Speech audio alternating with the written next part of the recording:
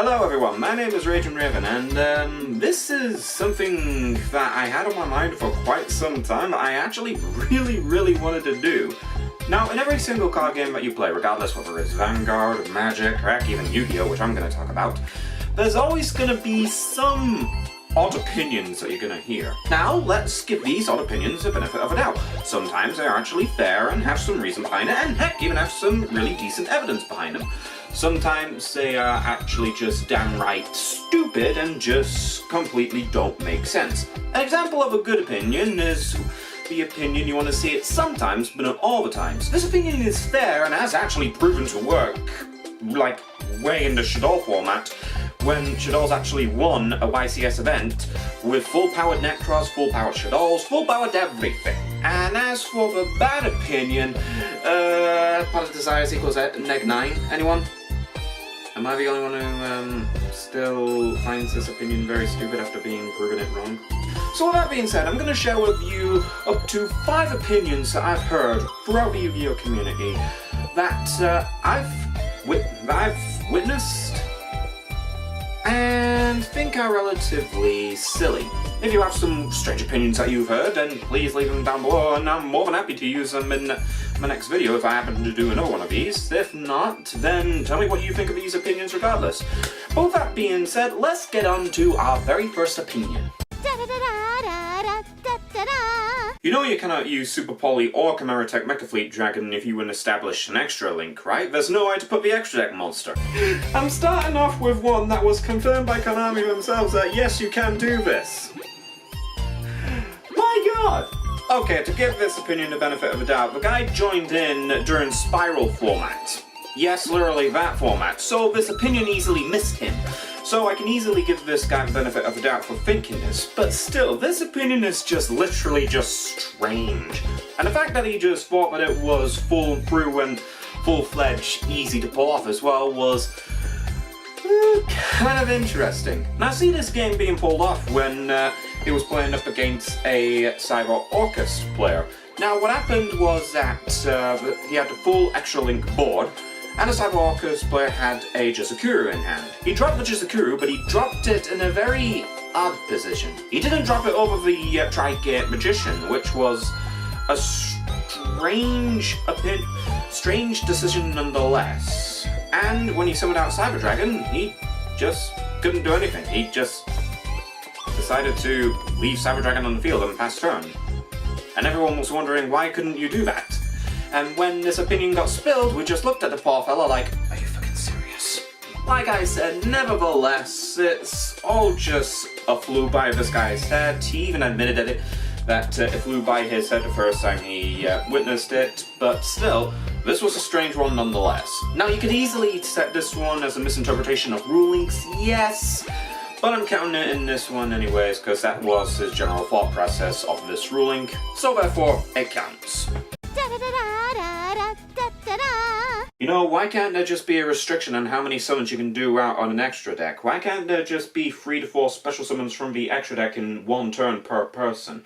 Because by the time they already done 4 special summons, they already have enough to kill you, but they just go overboard and just kill you anyways. This is true, but has some flaws. Now, to be completely fair, this is understandable. Yes, the game has developed in this special summon 14 monsters in one turn thanks to decks like Heroes and Dragon Link. And oh god, the latter definitely fits.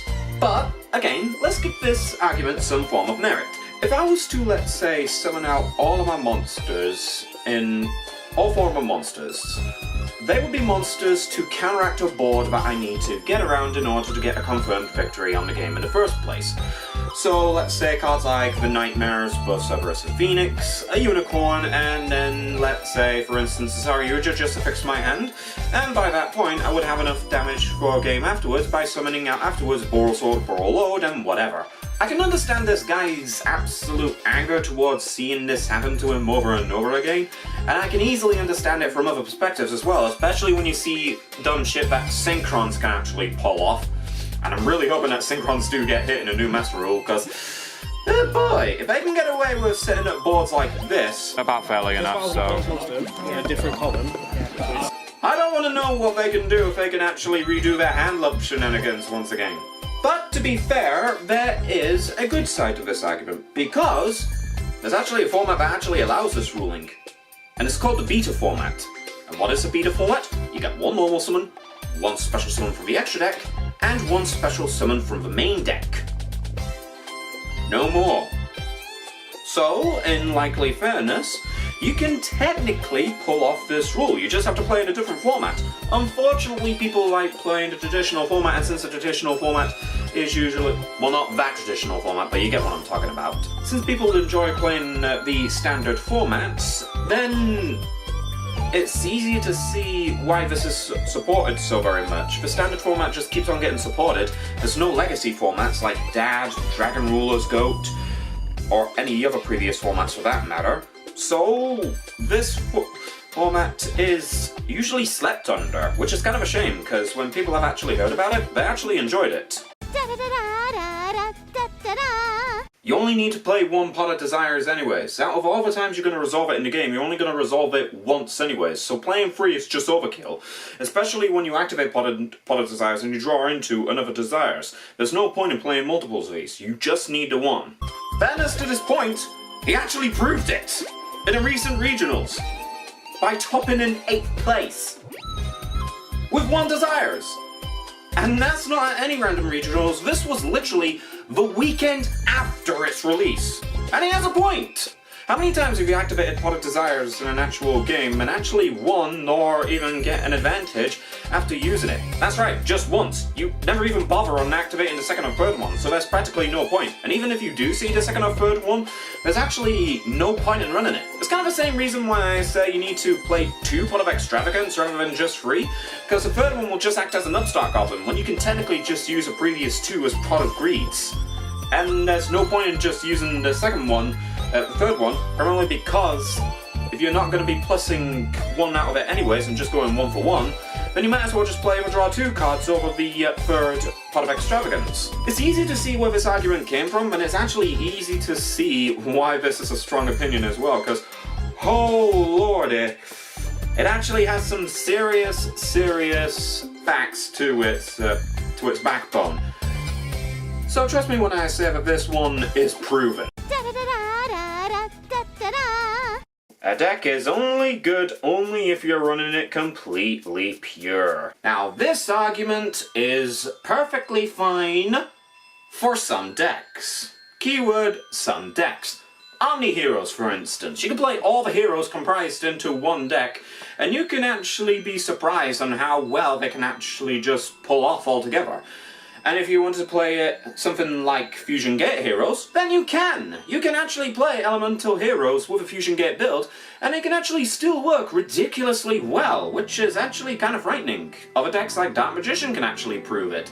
Blue Eyes can actually prove it, both its Dragon Link variant and its Chaos variant. And trust me, the Chaos variant, don't let it pop off. But, and this is a big but, keyword, some decks. Shaddolls, for instance, one of my favourite decks, no, my most favourite deck, is one of the key examples of, yes, you can play it pure, but it's a lot better off when you mix it up with other decks. Whilst it is a good pure deck, it's a Glass Cannon OTK deck at best. Its phenomenon with Invoked, dinosaurs can actually still make some terrifying boards with it, and heck, even zombies have some decent uses with the Shaddoll stuff. It's actually frightening on how good it is. But, like I said earlier, I said some. Guess which deck this guy tried to back it up with? Orcus! Yep, Orcus. And what do I mean by Orcus? Well, how should I put it? Free Hop Horror, free Symbol Skeleton, free of a continuous Orcus spell, free Orchestrated Return, free of the Orcus Traps, all 3 of them, free of Babel, and free Brass Bombard! In case you're wondering, yes, he does mean extra deck as well. So, 3 of each Galatea, Longiastu, Dingiastu, and Orchestron. Yep, the guy literally just threw every single Orcus card into one deck. And he did not give a flying fuck about it. The funny thing is that the games that he actually did win, he got ridiculously lucky in them. And only recently did he decide to add Gizmek in. But I say he got ridiculously lucky in them because, how should I put it, his deck was 30 cards. He didn't even finish the deck yet, and he was wondering what to put into it.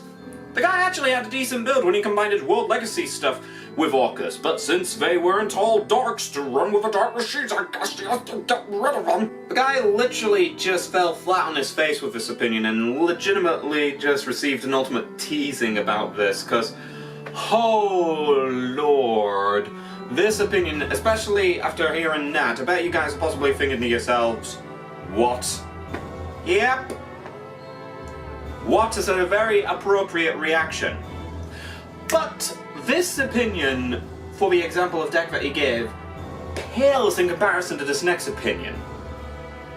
And this next opinion is so flawed, so inadequate, so damn right baffling, that it makes you want to question everything that you hear about it. And this is the opinion. Dude, literally?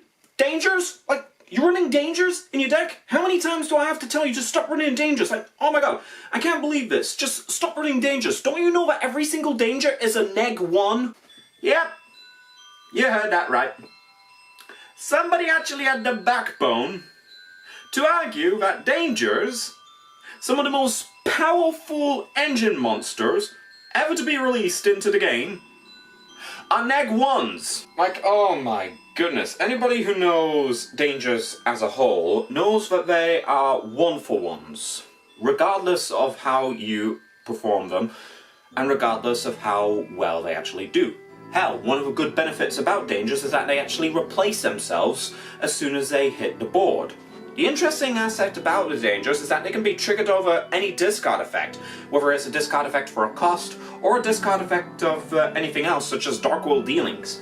But this is just one of the more baffling aspects of this opinion, because the guy legitimately thinks that losing a card out of your hand counts as a -1, rather than the overall setup that you would get on the field.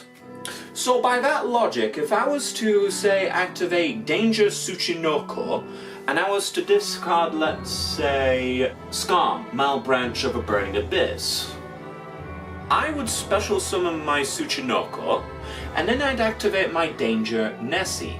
Nessie gets discarded, and I get to add Jackalope. Activate Jackalope, I successfully managed to discard Libic. I summon out Jackalope, draw a card. Libic's effect would trigger to throw out, let's say, Farfa. The fact that this opinion has just fired out of nowhere, especially after the Danger's third introductions of cards, is literally baffling to say the least, and I think I've already said that beforehand, but still, it's ridiculous that this was thought up of.